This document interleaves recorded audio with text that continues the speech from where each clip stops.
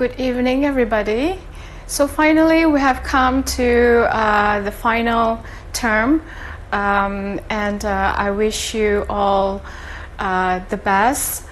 But since all of you know that this week is going to be the final week for you to attend your lectures or lessons, it is wiser for us all to do some revision.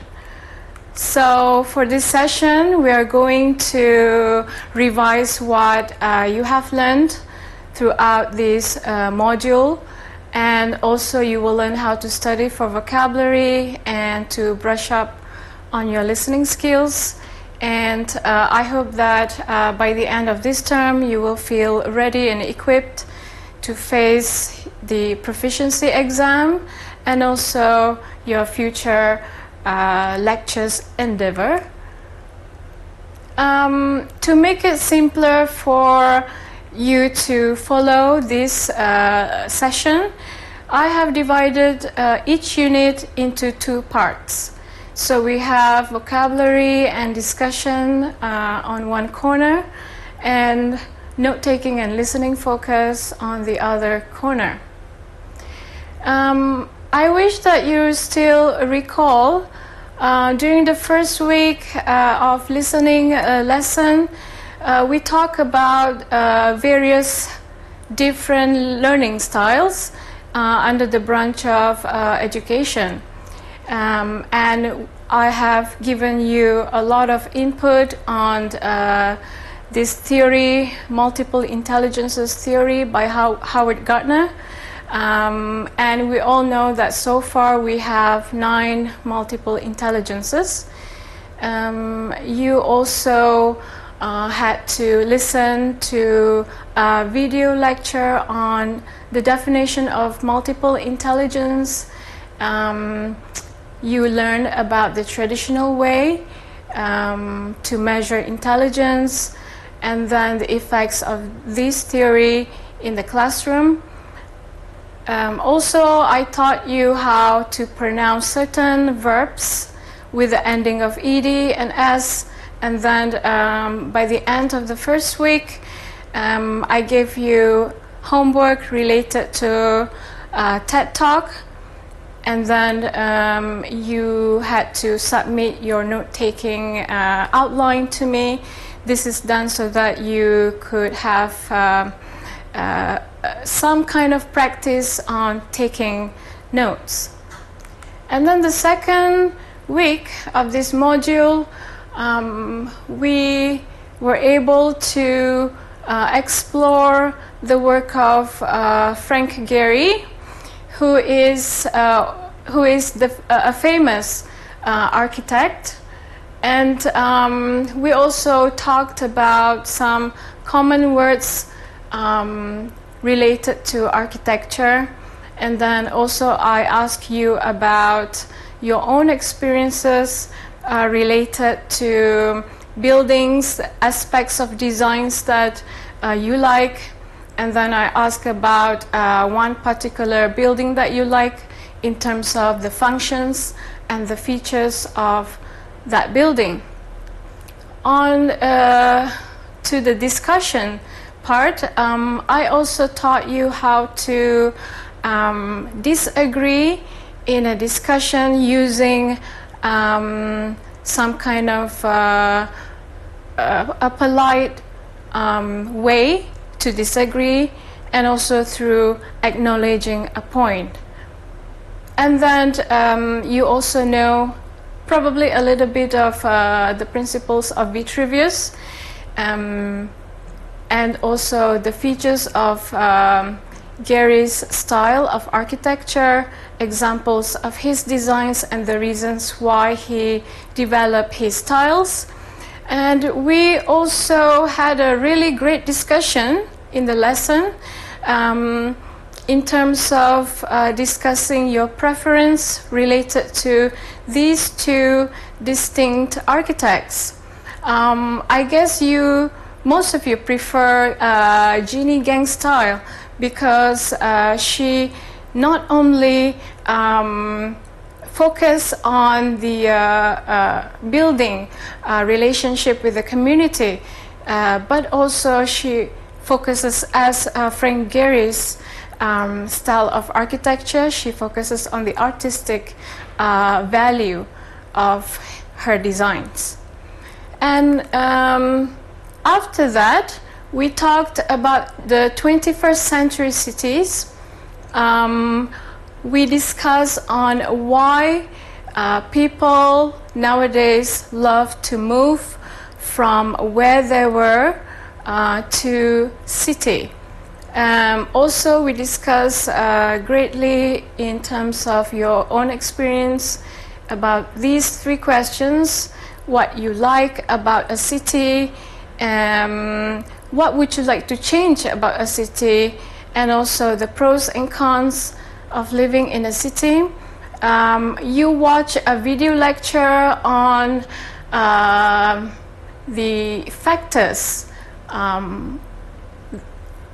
factors of people moving to the city. We have two kinds of factors.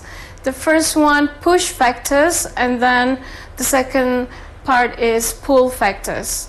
I think in the lessons you know the meaning of what is the meaning of push factor. For example, in terms of what you don't like about countryside that makes you attract to a city. So that is push factor, and pull factor, what makes a city attractive to you. And then we talk about challenges of living in a growing city, such as overcrowded and also the safety. What about the solutions for these challenges? So we talk about that in the lessons. The next part is we talk about DNA testing. I have given you an input on some common words related to DNA testing, like extraction, genome, genetic, fingerprinting or profiling, heredity, and all these words. You also share your experience in terms of the similarities and differences between you and your family members related to traits. And then I gave you a little bit of input on the presentation strategy. As you know, there is also a structure of this. We have like introduction, main body, and conclusion as well, just like in writing. And then I also ask you to practice using quotation in your presentation. And then for note-taking and listening focus, you had the chance to watch and listen to a video lecture of the uses of DNA and the pros and cons of DNA testing. And we managed to tackle some ethical issues related to this topic. And during the final week, I think for 3 days, we managed to discuss about this topic. As you can see here, there are some common words that you learned from this unit. Now I think, or I guess, you're able to answer this question, like what is risk management and why it is important.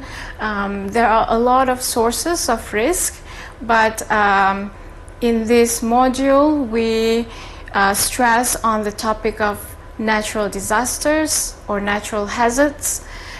Based on the video that I ask you to watch, you know now the difference between natural disaster and natural hazards. And then we talk about examples of natural disasters, even in Turkey, and then steps taken between the public officials and scientists to mitigate this situation whenever there are natural hazards happened. And then I also taught you how to take notes, not just taking brief notes while you are like listening, but what if you missed some information? You can go back and to ask, for example, your lecturer, and based on these notes you have to add some information and mark like a question on your notes. And then after that, if you have more questions, you can ask your lecturer further. And then we talk about, yes, as I said earlier, we talk about your experience, examples of natural disaster like in Turkey. And then not only that, we talk about what is the biggest problem right after the disaster, that I hope that you still recall what your answers were. So those are the topics that we have covered in Module 4. So what are the key takeaways from these lessons? In other words, what are the important points that you should remember from these listening lessons? Now, when we talk about vocabulary, there are 3 fundamental aspects that you need to remember or learn. When we talk about vocabulary, you not only learn about the definition or the meaning of a word, but also you need to know how a word is pronounced and how to use this word in sentences. When we talk about how to use, you need to know parts of speech like adverb or adjective or noun or verb, so that it's easier for you to construct a sentence using that particular word correctly. Also, if you want to have a lot of vocabulary or what we call it proficient in a language, you need to read a lot. And when we talk about in academic setting, before you attend any lectures, you need to probably briefly study the notes before going there, know what the lectures are going to be about, and then of course from all these vocabulary that you learn, you need to practice. Okay, what about the note-taking skills? So a good set of note-taking skills can mean that you can be excellent in class, or you can just get average grade. Now, your note-taking skills have a lot to do with how you learn in class and also how well you study. If you have poor note-taking skills, you might have trouble remembering what your teachers or lecturers have taught you in class. So how to improve or to refine your note-taking skills? So these are some of the ways. We always talk about this every time, but to shorten it, because this is just a review or recap for you. So the first one is you have to spend your energy focusing on the introduction or introductory part of a lecture, because it gives you clues of what the lectures or the rest of the lectures is going to be about. And then you don't need to write full sentence. You can minimize the amount of words by probably omitting some grammatical words, such as like verbs like is, are. You can delete that from your notes. You don't need to write even punctuations. Also, you can use abbreviations or short forms as well. And then you have to focus on the signal phrases or signal words, because this is to give you a clue as to what the lecturers are exactly talking about. Is he talking about the first point still, or the second point? So you have to pay attention to that.